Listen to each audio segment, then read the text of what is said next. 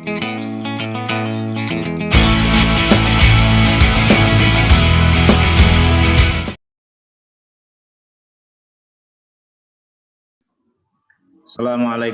warahmatullahi wabarakatuh. Waalaikumsalam warahmatullahi wabarakatuh. Alhamdulillahirabbil alamin. Amma ba'du. Baik, pada adik-adik mahasiswa yang berbahagia, ini sudah pertemuan yang ke-6 dan kita sudah mulai masuk pada ragam assessment berbasis kelas. Jadi seperti yang kami sampaikan bahwa perkuliahan kita ini dibagi dua, di mana untuk hasil belajarnya itu disampaikan oleh Bu Tiara, sedangkan saya pada konsep assessment yang itu menyangkut tentang assessment prosesnya. Jadi nanti akan bicara secara lebih teknis ya tentang bagaimana pelaksanaan assessment proses atau assessment yang berbasis kelas. Jadi ini yang kita bayangkan adalah kita sedang melaksanakan pembelajaran di kelas secara offline. Nah, jadi kita membayangkannya seperti itu ya. Jadi sekarang ini juga sudah mulai masuk beberapa sekolah, bisa masuk sebagian, sehingga memang ada kesempatan untuk offline. Jadi nanti harapannya untuk tugas-tugasnya secara teknis ya, nanti akan dikendalikan oleh Bu Tiara, dan ini terkait dengan bagaimana praktek, terutama praktek observasi kita di kelas. Nah, jadi harapannya seperti itu. Jadi seperti yang kita sampaikan pada pertemuan sebelumnya bahwa untuk assessment berbasis kelas ini ada 5 seperti kemarin kita sampaikan ya, yaitu assessment sikapnya, assessment portofolio, assessment kinerja, assessment produk, dan assessment proyek. Tapi nanti mungkin akan saya awali dari assessment yang kinerja dan produknya ya pada pertemuan kali ini ya. Karena memang yang paling banyak ya kita gunakan itu biasanya pada assessment kinerja dan assessment produk, terutama yang terkait dengan materi-materi yang berbasis pada pengetahuan. Jadi ekonomi itu kan banyak materi-materi yang berbasis pada pengetahuan, ya, kecuali pada aspek akuntansi itu lebih pada keterampilannya. Apalagi dikaitkan dengan IPS, sehingga nanti mungkin kinerja yang akan paling banyak kita gunakan, karena kinerja itu memang berbasis pada proses dan di situ ada aktivitas, termasuk ketika pada keterampilannya pun juga keterampilan menyajikan pengetahuan, artinya mereka bisa presentasi, bisa simulasi, ya, bisa bermain peran, ya, bermacam-macam yang bisa dilaksanakan, dan itu semuanya menunjukkan kinerja. Oke ya, jadi itu sebagai pengantarnya. Ya, kemudian seperti kita ketahui bahwasanya ada 5 jenis ini ya, jadi ada kinerja, portofolio, produk, proyek, dan sikap ya. Juga untuk assessment berbasis kelas ini dilengkapi dengan menentukan kriteria ya SKM-nya, kriteria ketuntasan minimalnya itu seperti apa, sehingga memang ini adalah bagian dari proses assessment. Jadi kalau yang paradigma behavioristik itu konsep ketuntasannya diperoleh dari rata-rata, seperti sudah kita jelaskan ya. Jadi diperoleh nilai dulu, baru dari nilai siswa di dalam kelas itu kita rata-ratakan. Jadi rata-rata di dalam kelas itu akhirnya menjadi acuannya, menjadi standarnya. Jadi barang siapa siswa yang memperoleh nilai di atas rata-rata kelas, dia dianggap lulus, dianggap tercapai, dianggap tuntas. Bagi yang belum, harus melaksanakan remedi. Nah, demikian pula kalau yang kriteria ketuntasan ini. Jadi kalau yang paradigma behavioristik itu ditentukan belakangan dalam arti setelah diperoleh nilai siswa, kemudian untuk ketuntasan minimal pada paradigma konstruktivistik dengan konsep asesmennya ini adalah sudah ditentukan dulu. Jadi sudah ada standarnya. Jadi guru tinggal mengacu pada standar atau kriteria itu. Nah, nanti juga akan kita bicarakan bagaimana mekanisme menentukan kriteria ketuntasan minimal itu. Pihak-pihak siapa saja yang sebaiknya dilibatkan atau seharusnya dilibatkan dalam menentukan kriteria ketuntasan minimalnya. Kemudian yang lebih penting lagi yaitu menentukan tindak lanjut dari asesmen. Jadi karena asesmen itu proses, sehingga asesmen itu merupakan terminasi atau terminal ya, terminasi sehingga pasti akan ada tindak lanjutnya. Sehingga dalam konsep asesmen itu tujuannya adalah untuk mengetahui ya perkembangan dan kemajuan ya, perkembangan dan kemajuan hasil belajar siswa. Jadi memang itu disadari terminasi sehingga butuh tindak lanjut. Nah, disinilah perlunya namanya refleksi. Jadi setelah ada assessment, kemudian direfleksi. Assessment, direfleksi. Jadi setelah refleksi baru tindak lanjutnya seperti apa. Nah, mungkin bisa perubahan-perubahan metode pembelajarannya. Bisa juga perubahan metode assessment-nya. Ya. Bisa juga perubahan dalam hal pemberian tugasnya. Pemberian jenis-jenis kuisnya.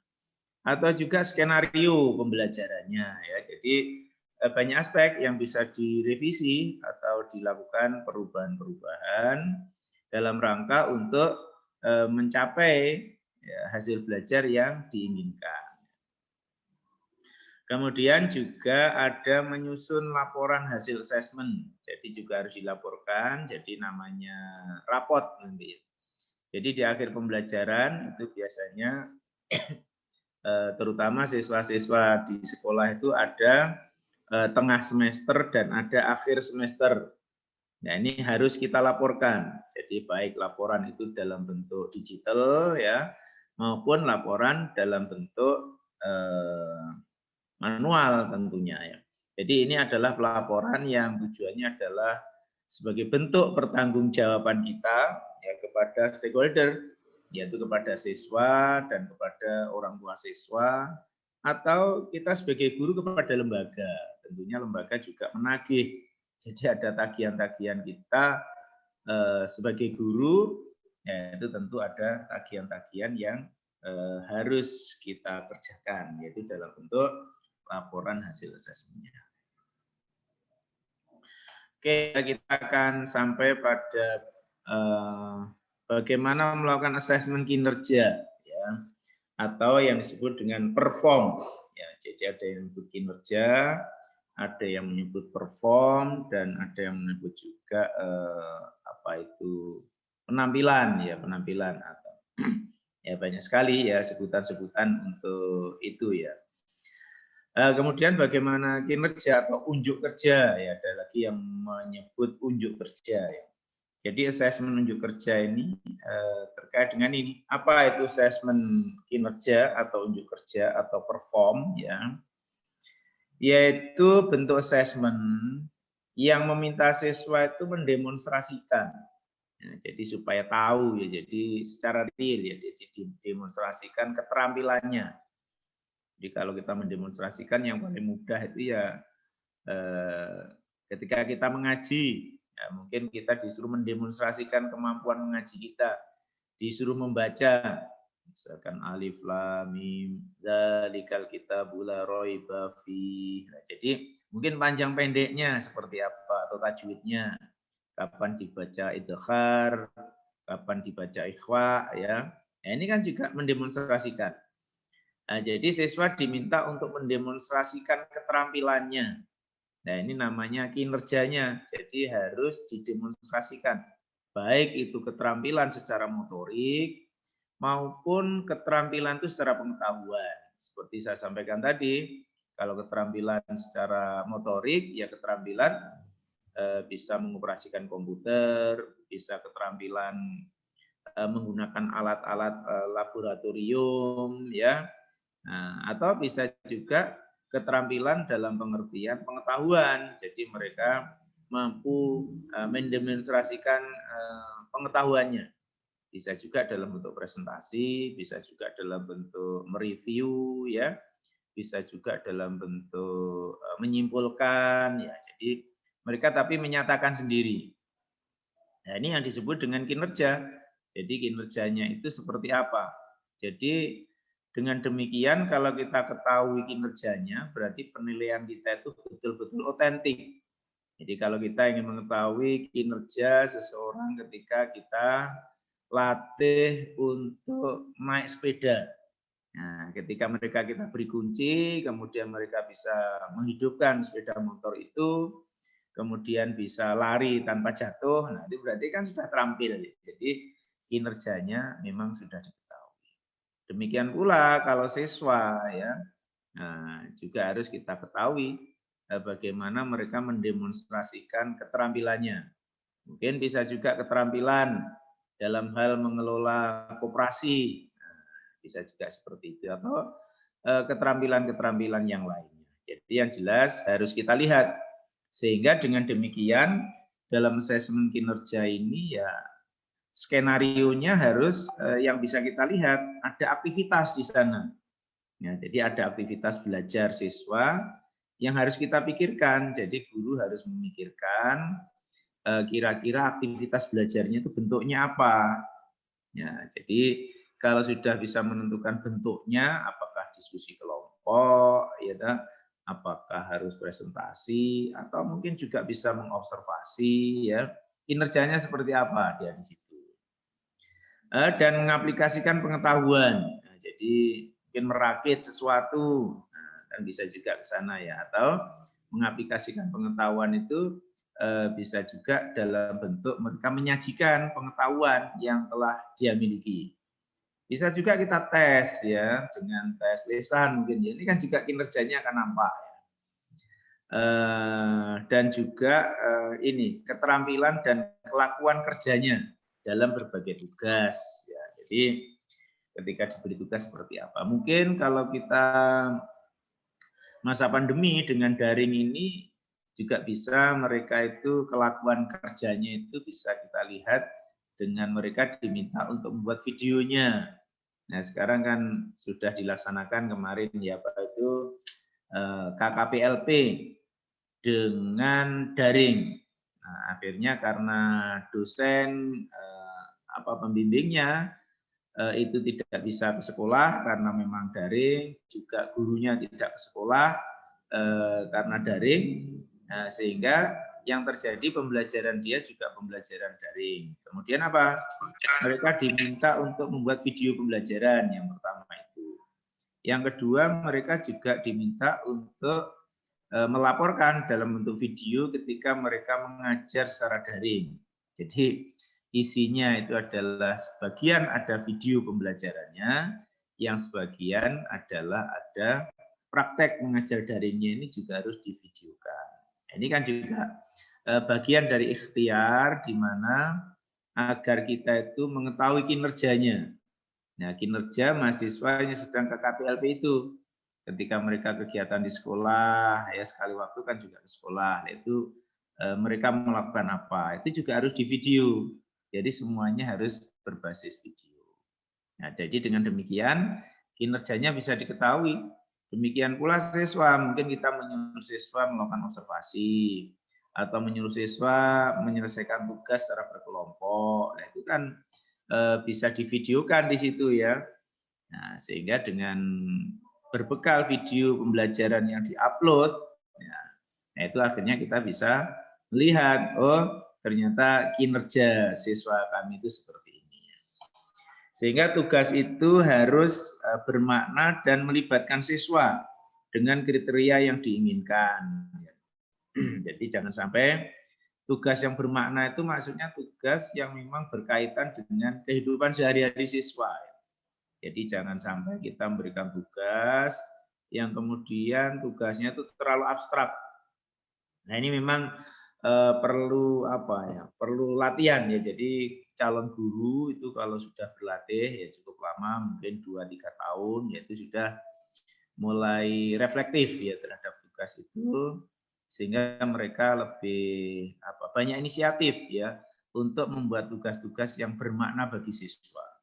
Artinya tugas itu tidak lagi tugas yang terlalu konseptual atau tugas yang tidak ada pengalaman hidup siswa. Jadi yang pertama tugas itu harus mengandung 2 unsur tadi ya. Jadi yang pertama yaitu unsur aktivitas belajar siswa, dan yang kedua harus ada unsur yang namanya pengalaman belajar siswa. Nah, jadi kalau memberi tugas supaya bermakna itu harus terkait dengan kehidupan sehari-hari dan juga terkait dengan konteks kehidupan siswa di masyarakat. Jadi siswa itu mengenali gitu ya. Jadi siswa mengenali masyarakat di lingkungannya itu. Jadi jangan sampai tugasnya itu tidak dikenali oleh masyarakat. Oke, kemudian nah ini bagaimana langkahnya. Jadi kita sudah bicara teknis ya, sudah bicara langkah-langkahnya ya. Kalau langkah-langkahnya itu yang pertama adalah mengidentifikasi ya karakteristik kompetensi yang akan dicapai. Jadi namanya kita belajar itu pasti ada capaian pembelajarannya atau tujuan pembelajarannya itu apa. Jadi kalau capaian berarti harus kita identifikasi kompetensinya itu apa. Jadi kompetensi itu adalah kemampuan atau penguasaan ya, yang dituntut pada siswa. Jadi guru menuntut pada siswa bahwasanya siswa itu harus mampu dalam hal apa. Nah, ini biasanya sesuai dengan KD-nya, kompetensi dasarnya. Jadi kalau kita bicara KD nanti itu berarti sudah mengarah pada indikator-indikatornya kompetensinya itu. Jadi mungkin siswa mampu menyusun laporan rugi laba. Ini kan kompetensi ya. Atau siswa dapat memahami ya pengertian pasar ya. Mungkin demikian. Jadi kalau kompetensi itu memang agak sedikit lebih luas ya. Jadi tapi mengarah pada indikator. Jadi indikatornya apa tergantung pada materi apa yang sedang kita pelajari pada waktu itu ya. Dan banyak ya materi-materi dalam bidang ekonomi. Mungkin kita membahas tentang pengangguran atau membahas tentang pertumbuhan ekonomi. Nah, ini kalau kompetensinya berarti kan siswa bisa menjelaskan bagaimana cara mengukur pertumbuhan ekonomi. Ada beberapa model pengukuran pertumbuhan ekonomi. Nah, mereka mampu memahami itu, nah, sehingga itu dianggap mereka memiliki kompetensi. Dan termasuk kalau ada soal mereka mampu menyelesaikan soal itu. Nah, ini juga masuk dalam wilayah kompetensi yang ingin dicapai. Kemudian setelah mengetahui kompetensinya, baru kita menentukan tugas ya atau responnya seperti apa siswa nanti ya, bentuk penugasannya yang akan kita berikan agar siswa menunjukkan keterampilannya itu. Nah, jadi kompetensi itu akan bisa diukur dengan tugas atau kalau dalam hasil belajar kompetensi itu bisa diukur dengan tes atau dengan soal, ya kan? Nah, jadi dengan soal, misalkan kita buat soal 10, uraian, mereka mampu mengerjakan 8. Nah, berarti nilainya 80. Kan tinggal satu soal 10 kalau yang benar. Mungkin soalnya dijawab ada beberapa yang kurang sempurna, sehingga nilainya bisa 8, bisa 9. Jadi tugasnya itu apa? Ya tugas bisa dalam bentuk tes, tugas juga bisa dalam bentuk tugas-tugas produk atau tugas-tugas kinerja. Nah nanti tinggal alat apa yang kita gunakan. Kalau memang ini kinerja, ya tugasnya tugas yang terkait dengan kinerja. Tagihan siswa itu pada kegiatan pembelajaran itu apa? Jadi kinerja itu lebih pada kegiatan pembelajarannya. Jadi selama kegiatan pembelajaran itu bagaimana kinerja dia. Sehingga kalau kita bicara kinerja ya ya berarti di situ bukan produk yang kita nilai, adalah prosesnya, bisa keaktifannya, bisa kedisiplinannya, kan itu ya. Maka dari itu kan konsep kinerja dan sikap itu berbeda ya. Jadi kalau sikap itu mengarah kepada kepada etikanya ya.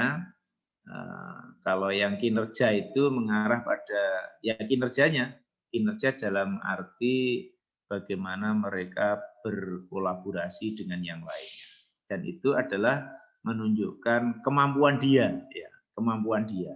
Jadi tidak pada sikapnya, tapi lebih pada kemampuannya atau penguasaannya yang ditunjukkan dengan kinerja. Ya. Jadi lebih dikaitkan dengan materinya kalau kinerja ya. Kalau sikap lebih dikaitkan dengan karakternya ya. Jadi maka dari itu karakter itu kan kalau dibagi itu ada dua ya, karakter dalam arti sikap dan ada karakter dalam arti kinerja. Nah ini karakter kinerja dalam arti yang terkait dengan penguasaan materinya. Kemudian menentukan aspek-aspek yang dinilai. Jadi pada kinerja tidak semuanya. Jadi misalkan kita sudah punya KD, ya, KD-nya ada 4, ya tidak semuanya dengan kinerja gitu. Jadi bisa kita pilih ya mana yang kira-kira cocok atau relevan jika kita ukur dengan kinerjanya itu. Jadi jangan sampai kita inginnya membuat semua kinerja, ya itu malah dari sisi waktu nanti tidak cukup. Ya mungkin bisa ya, sehingga kita juga akan mempertimbangkan kecukupan waktu di sini ya. Nah, jadi kecukupan waktu juga jadi pertimbangan terutama bagi guru ya, waktunya itu berapa lama. Nah ini juga ini ya konsep assessment ini ternyata juga membantu guru ya untuk mengalokasikan waktunya. Ya biasanya terutama guru-guru muda atau guru-guru junior ya. Jadi waktunya belum habis tapi materinya sudah habis. Karena memang ada skenario-skenario pembelajaran yang dilalui dengan cepat gitu ya. Ya kan, tapi kalau kita sudah membuat konsep assessment-nya kan gampang gitu. Membuat tahapan-tahapannya gampang sehingga bukan lagi guru yang dominan di dalam proses pembelajaran ya, tapi justru siswa yang dominan dalam proses pembelajaran itu ya. Jadi itu ya, jadi ini membantu ya, jadi membantu guru terutama ketika kita sudah mengetahui aspek-aspek apa saja yang akan kita ukur atau akan kita nilai dengan yang kinerja tadi. Oke, kalau ada 4, yang 2 ini kinerja, yang 2 ini tagihannya, produknya, kemudian kita tambah dengan sikapnya. Mungkin seperti itu ya. Jadi jangan semua dipaksa dengan kinerja. Nah, jadi dipilih, bisa dipilih 1 saja ya, atau maksimal 2 dari 4 KD yang sudah ada itu.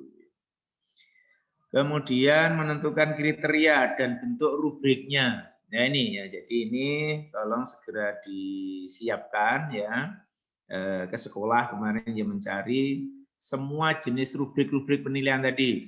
Ya, nanti bisa kita diskusikan. Ya, ini akan kita selesaikan ini dulu ya. Akan kita diskusikan semua rubrik tadi. Jadi rubrik penilaian portofolio, rubriknya seperti apa, sikap seperti apa, kinerja, produk dan proyek. Nah, ini tolong dicari rubrik yang dibuat oleh guru. Nah, jadi nanti akan kita review atau kita analisis secara bersama-sama. Nah, ini jadi nanti ini sudah mulai ya, jadi silakan dicari sendiri. Jadi saya tidak akan berikan contohnya karena memang itu bervariasi. Jadi tergantung pada keinginan guru masing-masing. Jadi tidak harus rubrik yang baku ya. Jadi rubrik itu yang bagus itu yang sesuai dengan ya dengan selera guru, dengan keinginan guru kira-kira yang ingin dicapai itu pada aspek apanya. Nah, itulah yang dikembangkan. Jangan-jangan sekolah ini untuk rubrik misalkan, oh untuk sistematika di tempat kami sudah bagus Pak, sehingga dari sisi sistematika produk mungkin sudah tercapai. Ya. Bisa juga kinerja juga demikian ya. Jadi kinerja mungkin keterampilan awal mereka rata-rata sudah, nah ini kayak di FKIP akan kita contoh ya, seperti pembelajaran teknologi informasi, yaitu mahasiswa yang menempuh mata kuliah TI ya nanti harus sudah lulus uji kompetensi teknologi informasi Microsoft terutama dan Excel yang dilaksanakan oleh Microsoft. Nah, jadi ini adalah salah satu kriteria yang sudah tercapai. Nah, berarti itu tidak perlu dibuat rubriknya karena dari aspek inputnya ya itu sudah memiliki pengalaman belajar tentang materi itu. Jadi kan bisa bervariasi ya. Misalkan ada bahasa Inggris bisnis, nah itu syaratnya sudah harus lulus pengantar bahasa Inggris. Nah, itu kan satu ya. Oke, atau kita ada lagi namanya for teaching, yaitu syaratnya harus lulus bahasa Inggris bisnis. Nah, berarti kan sudah ada syarat, ini kan berbeda ya dengan mahasiswa yang sama-sama menempuh mata kuliah yang tanpa prasyarat. Nah, jadi ini juga harus kriteria nih. Jadi menentukan kriteria dan bentuk rubriknya ini juga tiap-tiap guru, tiap-tiap sekolah ya bahkan tiap-tiap kelas itu bisa berbeda-beda. Nah, sehingga memang tidak ada rubrik yang baku ya, tapi yang ada adalah rubrik yang sesuai dengan keadaan siswa. Ya, jadi seperti kami punya les bahasa Inggris di sini ya, ada EDIS. Nah, kemudian di situ juga di placement test dulu. Oh, ternyata ini placement test ini sudah bukan lagi dasar, tapi sudah masuk dalam intermediate-nya. Berarti sudah kelompok menengah yang ini ya. Sehingga menjadi berbeda kan, rubriknya menjadi berbeda ya. Nah, ada juga pembelajaran di ITB ya. Jadi kalau kita masuk ke ITB mungkin Anda ya. Nah, itu ternyata dilihat dari skor TOEFL dulu. Nah, yang skor TOEFL-nya di atas 500, ternyata di sana itu tidak ada pembelajaran tatap muka secara reguler. Jadi mahasiswa langsung diberi buku-buku berbahasa Inggris, suruh mempelajari sendiri, kemudian guru memberikan tugas, dosennya memberikan tugas gitu aja. Baru kalau ada kesulitan mereka bertemu. Nah, jadi dipelajari dulu, ada kesulitan baru bertemu. Nah, jadi kan berbeda ya. Jadi berbeda dengan kelas yang lainnya. Jadi ada beberapa level di sana. Kalau ada 3 kelas ya, kelas yang reguler biasa, pertemuan biasa, kemudian kelas yang semi, ya, yang ketiga kelas yang sudah murni belajar mandiri ya, karena memang kemampuan bahasa Inggrisnya sudah tinggi. Ternyata ukurannya bukan pada materinya ya, tapi pada kemampuan bahasa Inggrisnya. Jadi itu ya. Jadi ini juga penting ya dalam kaitannya dengan membuat rubrik tadi, supaya rubrik yang dibuat itu memang betul-betul sesuai. Artinya kalau memang kemampuan dasar sudah tidak dibutuhkan, ya kita sudah tidak butuh rubrik itu karena sudah tercapai. Jadi intinya bahasanya membuat rubrik itu yang sekiranya ada siswa yang belum tercapai itu. Memang cara mengukur itu kan ingin melihat siapa yang sudah tercapai dan siapa yang belum tercapai. Nah, kalau semuanya sudah dipastikan sudah tercapai dengan standar tertentu dan sudah ada alat ukurnya, ya nggak perlu rubrik, nggak perlu dinilai lagi itu ya. Jadi menilai itu harus ada yang kemarin kita bahas yaitu daya beda itu ya. Jadi memang harus menunjukkan perbedaan karena memang belum selesai itu tadi. Jadi itu menariknya ya. Kemudian menentukan kesimpulan unjuk kerja atau produk ya. Nah, itu biasanya digradasi ya. Nanti akan kita buat tabelnya ya. Anda coba nanti kalau ke sekolah ya pasti akan muncul itu ya, kategori itu ya. Kategori itu kesimpulannya. Kategorinya siswa itu nanti pada level yang mana? Level sangat baik, baik, kurang, atau ya ada yang menyebut jelek dan sebagainya.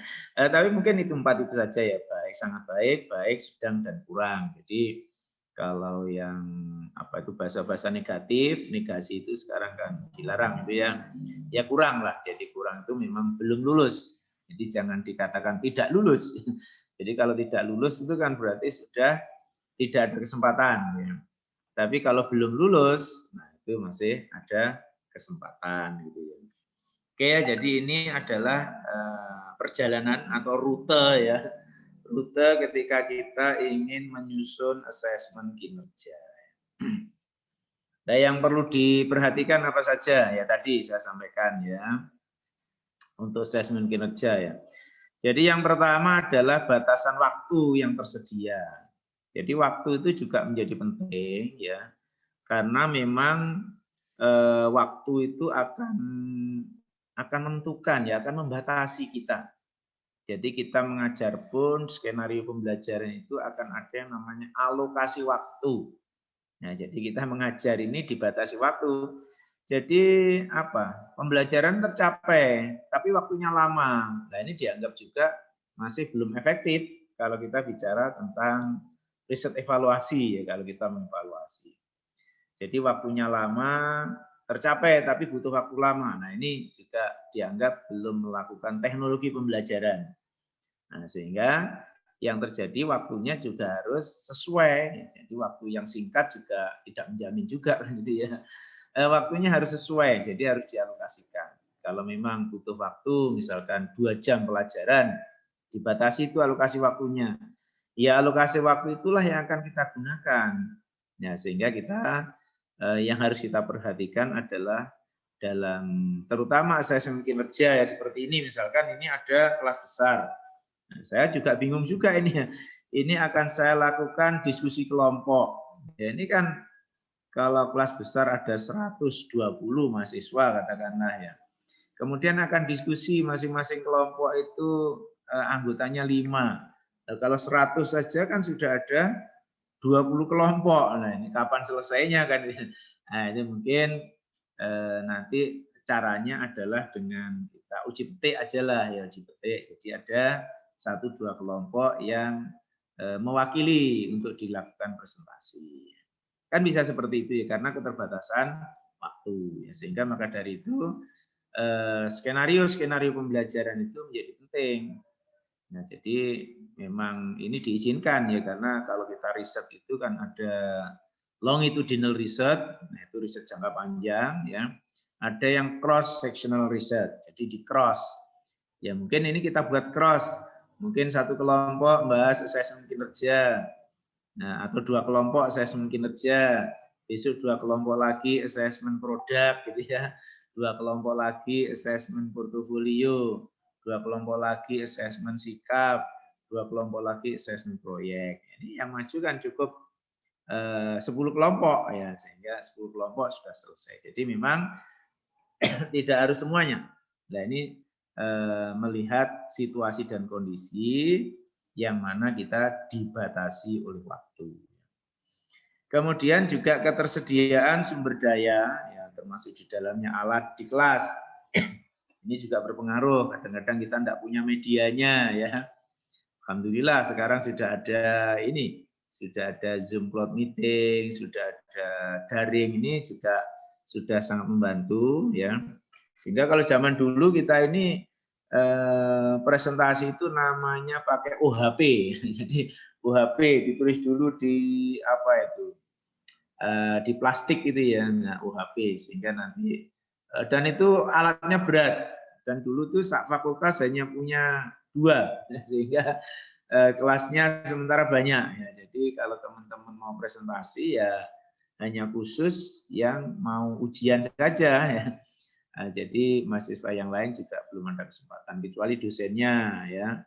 Nah, dulu juga seperti itu ya. Jadi maju ya, akhirnya sekarang kita bisa dengan hanya laptop seperti ini bisa presentasi. Jadi ini ya, jadi ini adalah ketersediaan.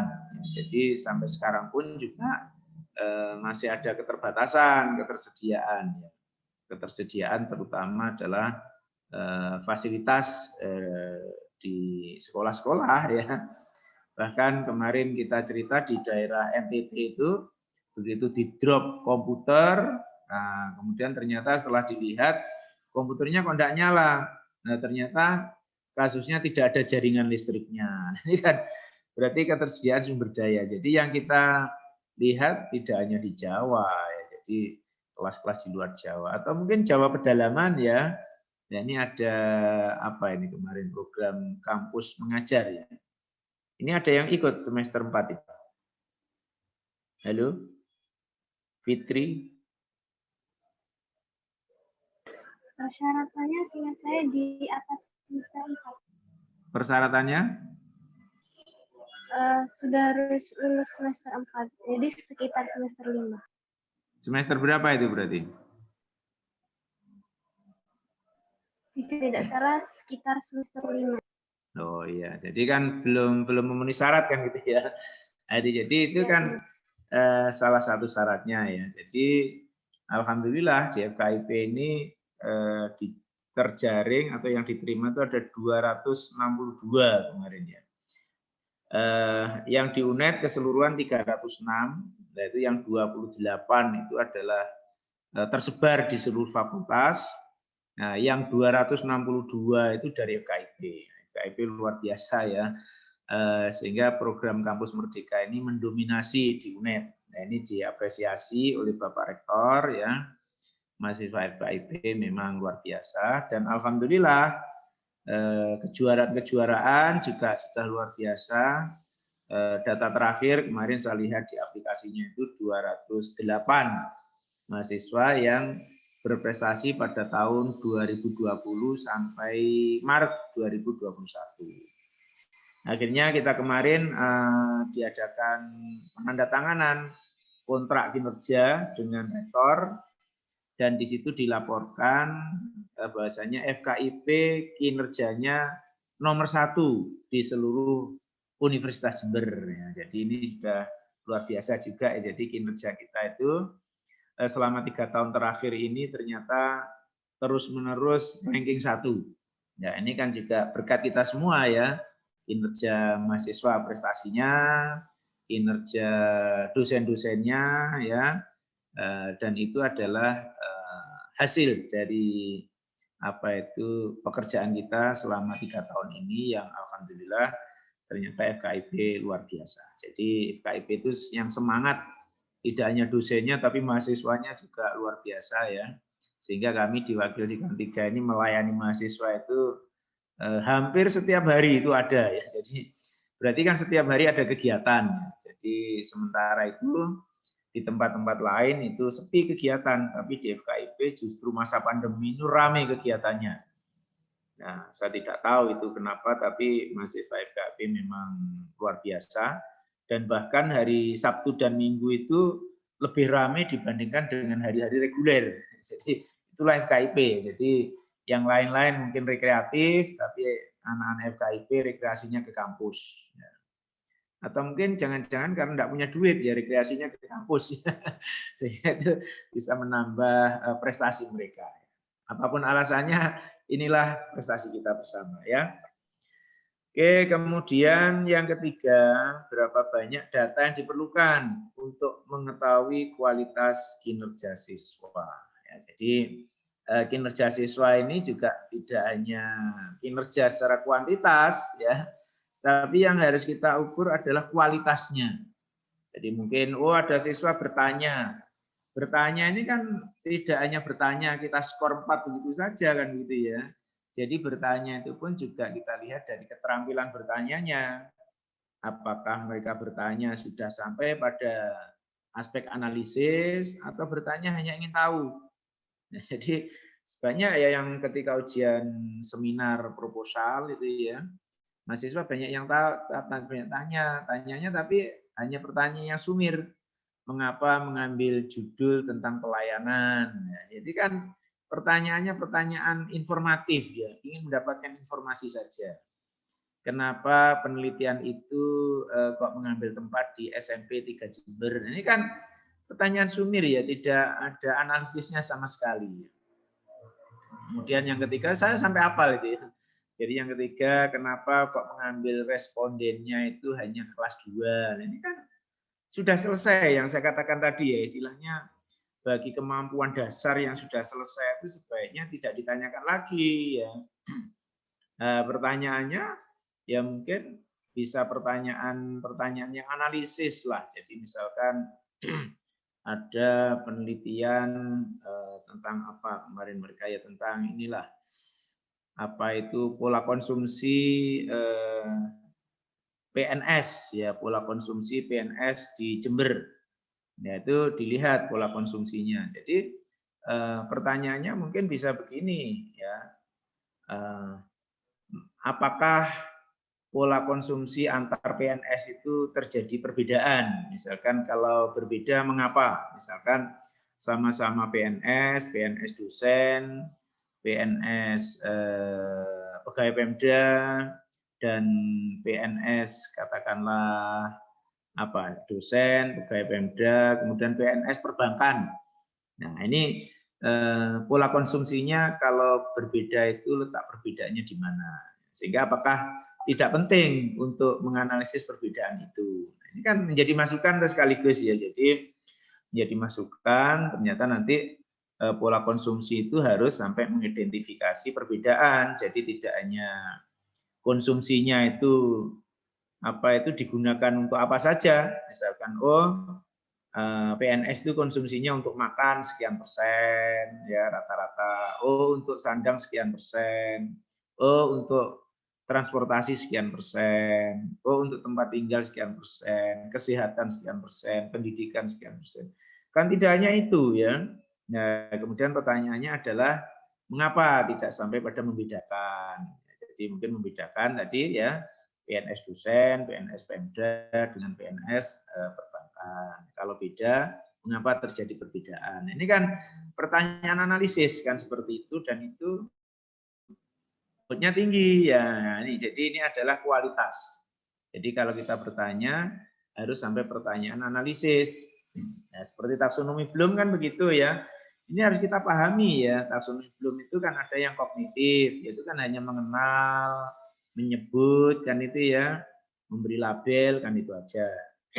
Itu yang pengetahuan. Kemudian kan pemahaman, sudah mulai menjelaskan ya. Kemudian yang ketiga adalah aplikasi, ya, sudah mulai pada penerapannya seperti apa.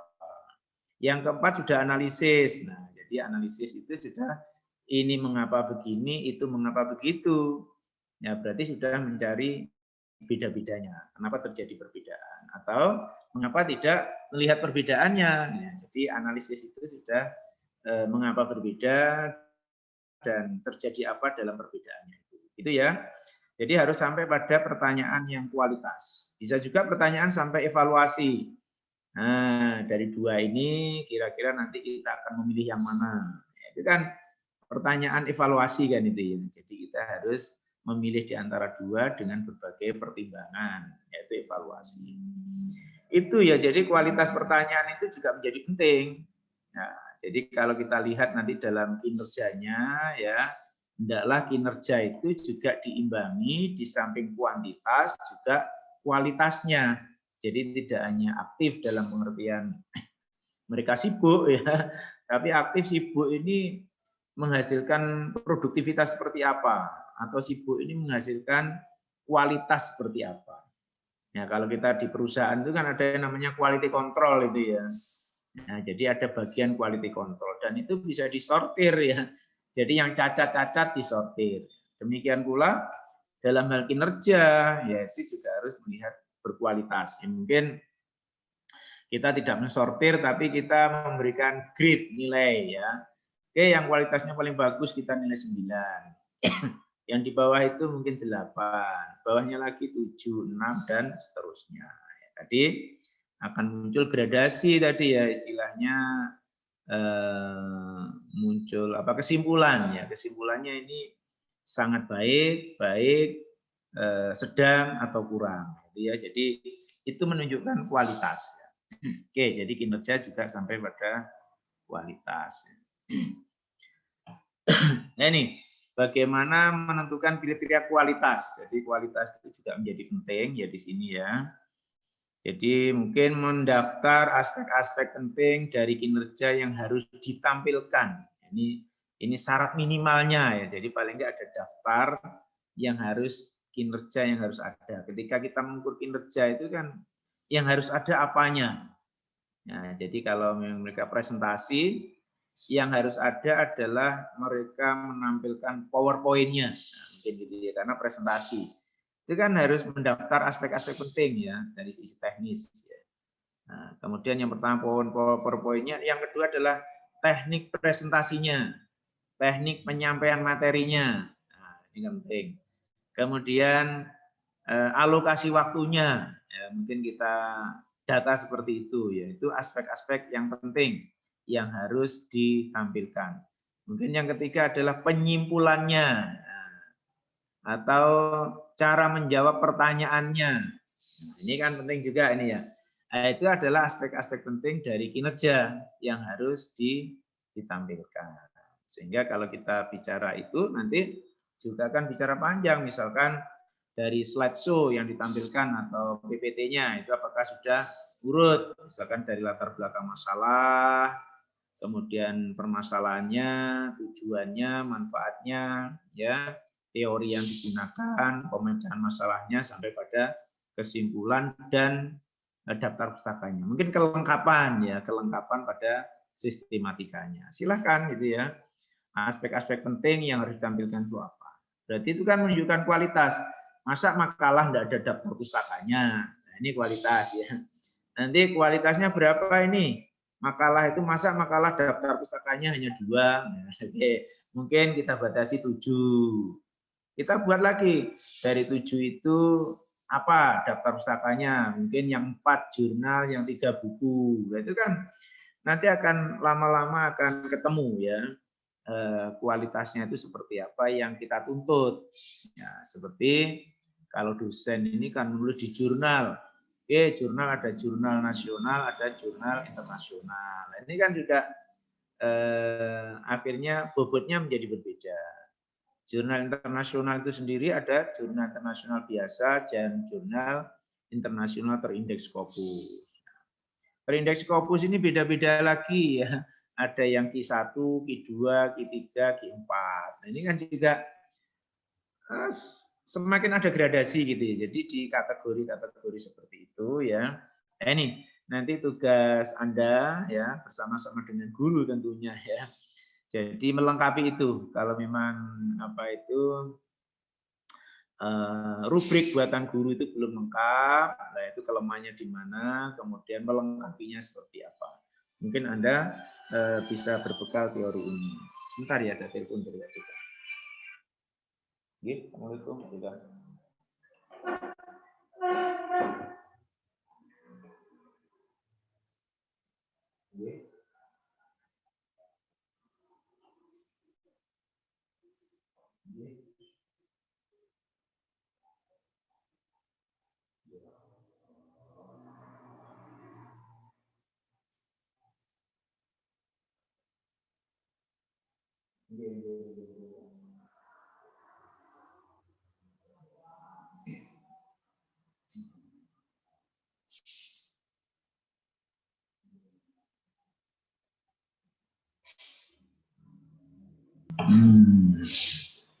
Ya Allah. Oke, saya lanjutkan sebentar ya. Yang kedua, membatasi jumlah kriteria. Ya, jadi memang tidak bisa semuanya. Tadi kan banyak ya. Harus kita batasi mana yang paling penting dan memungkinkan ya untuk kita kembangkan kriterianya itu ya. Kemudian menyatakan kriteria dalam bentuk karakteristik yang dapat diamati. Nah, jadi karena unjuk kerja ini kan basisnya pengamatan atau observasi ya, yang dapat diamati perilakunya itu. Ya, nanti itu akan dikembangkan dalam bentuk deskriptor. Ya, Anda tidak saya berikan contohnya, tapi coba ke sekolah dulu nanti ya. Jadi ke sekolah coba dicari ya istilahnya ada atau dicari di internet juga banyak ya.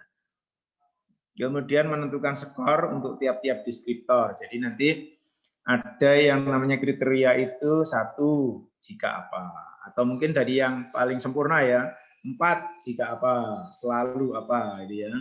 3 ya sering apa, 2 ya kurang dalam hal apa. Mungkin 1 ya tidak ada atau mungkin dikenali hanya minimal gitu ya. Ya bisa dari frekuensi itu ya. Bisa juga dengan kelengkapan, ya sangat lengkap, cukup lengkap, sangat lengkap mungkin ya, lengkap, cukup lengkap, kurang lengkap, ya, atau mungkin tidak lengkap. Kalau tidak ada kan bisa arti tidak lengkap nanti ya. Ada deskriptornya seperti itu. Jadi ada deskripsinya ya, mendeskripsikan. Jadi dan itu ada indikator seperti indikator orang cantik itu seperti apa. Itu kan ada indikatornya ya. Oke ya, kemudian menata deskriptor dan skor dalam format tertentu. Ya, bisa dalam daftar cek sehingga kita nanti kalau mengobservasi tinggal ngelis saja, tinggal checklist ya, checklist. Mungkin dicentang-centang gitu ya atau dipalang itu ya atau dikali gitu ya. Bisa juga dalam bentuk naratif atau skala rating gradasi tertentu. Nanti ada contoh-contohnya di situ ya. Lebih enak Anda ke sekolah memang ya. Anda bisa tanya-tanya ke guru. Kemudian bagaimana teknik dalam menilai kinerja. Nah, ini tadi seperti tadi ya, bisa dengan checklist ya, di checklist ya. Bisa dengan naratif ya. Naratif itu memang apa ya? Melaporkan dalam bentuk narasi ya. Jadi dilaporkan dalam bentuk narasi. Seperti polisi itu loh ya. Jadi polisi itu kerjanya kan menarasi itu ya. Jadi kalau ada pencurian atau ada apa ya, nah, ternyata di FKIP kemarin mahasiswa PPG itu juga ada yang mencuri HP. Jadi waktu belanja ke toko ternyata ada pemilik tokonya itu HP-nya diletakkan begitu saja. Nah, ternyata dicuri sama mahasiswa ini. Nah, jadi ini ya, itu kemudian saya tahu persis karena saya dipanggil oleh polisi. Ditanya, dideskripsikan asal dari mana, nama siapa, bagaimana perjalanan dari Madura ke Jember, aktivitas sehari-hari selama PPG apa dan sebagainya. Dicatat. Kemudian bagaimana bisa terjadi pencurian tadi, prosesnya seperti apa. Dinarasikan ya, dicatat. Yaitu memang dalam bentuk narasi ya. Yang selanjutnya narasi itu bisa kita ambil kesimpulannya nanti gitu ya. Kemudian bisa dengan pendekatan rating scale seperti taksum apa itu skala-skala itu ya, skala Likert, skala Thurston itu ya, biasanya yang lazim itu 0, sampai 4 sampai 0 sampai 5 dia kadungnya. Jadi ada sangat setuju, setuju, ragu-ragu, tidak setuju, sangat tidak setuju misalkan gitu ya. Jadi nanti di situ akan ada angkanya, tapi sebelum angka itu setuju itu artinya apa? Itu namanya deskriptor tadi ya. Kriteria tadi. Kriteria sangat setuju itu apa? Kalau setuju itu apa? Nah, jadi kan bisa ya. Kalau sangat setuju, nah itu berarti apapun yang dikatakan itu dia akan ikut sangat setuju. Nah, jadi itu sangat setuju. Jadi tidak perlu alasan langsung. Saya kalau setuju, oh dengan alasan tertentu dia akhirnya setuju. Kemudian kalau ragu-ragu, nah dia dengan apa itu alasan tertentu akhirnya dia belum berani memutuskan dan sebagainya. Ya, jadi ada kriterianya di sana dan itu kriteria itu nanti akan dimunculkan di situ ya, harus dimunculkan sehingga masing-masing kriteria itu ada perbedaan. Jadi sangat setuju dengan setuju itu ada perbedaan. Setuju dengan ragu itu berbeda. Ragu dengan apa misalkan dengan tidak setuju itu juga ada beda. Tidak setuju dengan sangat tidak setuju itu juga ada perbedaan gitu ya. Ya, atau pendekatan hafalan. Ya, jadi pendekatan hafalan itu mungkin kita mengamati ya. Saya pura-pura enggak melihat, ya mengamati dalam arti pura-pura enggak nyatat, tapi kita memori, kita menghafal. Oh, tadi selama pembelajaran itu yang tanya misalkan oh Ilmi bertanya, tanya. Jadi tidak saya catat, tapi nanti setelah pembelajaran baru saya ingat kembali saya catat. Itu metode hafalan ya. Nah, ini juga sering dilakukan oleh guru dalam proses pembelajaran. Oke ya, jadi mungkin itu dulu ya pertemuan pada kali ini. Nah, ternyata ini juga peringatan pada mahasiswa ya. Pada saat ini, baru-baru ini tadi, saya ditelepon Pak Dekan, ada mahasiswa FKIP terlibat dalam jaringan narkoba. Nah, dan sekarang sedang ditangkap polisi dan sekarang ada di Polres. Nah, ini tolong adik-adik ya, meskipun suasana pandemi, kita kesulitan ekonomi atau kesulitan apa saja ya, tolong jangan sampai menempuh cara-cara yang melanggar hukum. Beberapa waktu yang lalu ada mahasiswa FKIP juga yang terlibat dalam bisnis peredaran alat kosmetik ilegal. Nah, ini juga dari Polda langsung datang ke kami, karena kami wakil di K3 ya. Nah, ini sekarang yang akan kami tangani. Nah, sekarang ini kami harus segera ke Polres untuk mengurus itu. Dan hebatnya lagi, dari kasus-kasus itu semuanya perempuan. Nah, ini ya, jadi tolong ini betul-betul dipertimbangkan ya. Dan bahkan yang ketiga, yang kemarin itu ada perempuan juga mengadu sambil menangis juga. Ternyata mereka itu sudah terlibat dalam, ya dalam tanda petik ya, itu apa ya, menjual gambar-gambar pornografi dan sebagai figurnya dia sendiri. Nah, jadi wah ini tapi dia mengakunya karena dijebak. Nah, sehingga Anda juga harus hati-hati juga. Saya juga belum percaya juga kalau dia terjebak gitu ya. Tapi paling tidak supaya kita tidak sampai ke situ ya, harus hati-hati ya. Jadi misalkan itu awalnya dia bercerita kenalan dengan cowok gitu ya. Saya lihat cowoknya mengganteng gitu ya.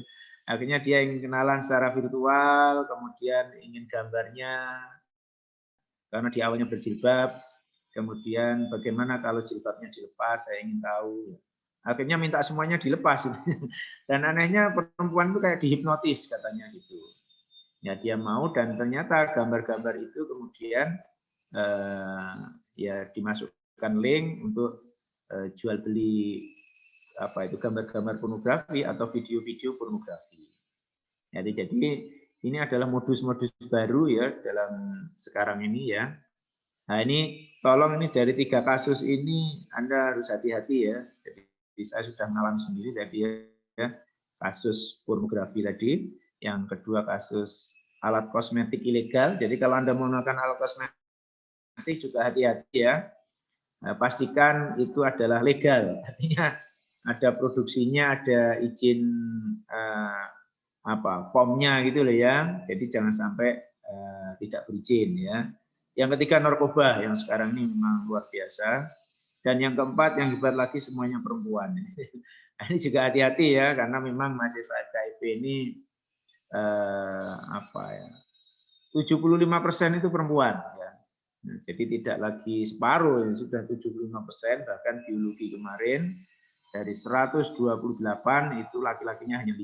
Jadi PG PAUD ya, dari 120 laki-lakinya hanya 1. Nah, jadi itu ya, jadi ini juga peringatan pada kita ya. Oke, saya pikir itu ya untuk peringatan-peringatan ya, ini supaya tidak membuat capek saya ini ya. Jadi saya harus segera ke Polres hari ini. Saya belum tahu juga anaknya dan jurusannya tidak perlu saya sampaikan. Ya mudah-mudahan non PE ya. Oke, demikian akhirul kalam. Assalamualaikum warahmatullahi wabarakatuh. Waalaikumsalam warahmatullahi wabarakatuh. Terima kasih Bapak. Terima kasih Pak. Oke, saya langsung live ya. Oke Bapak.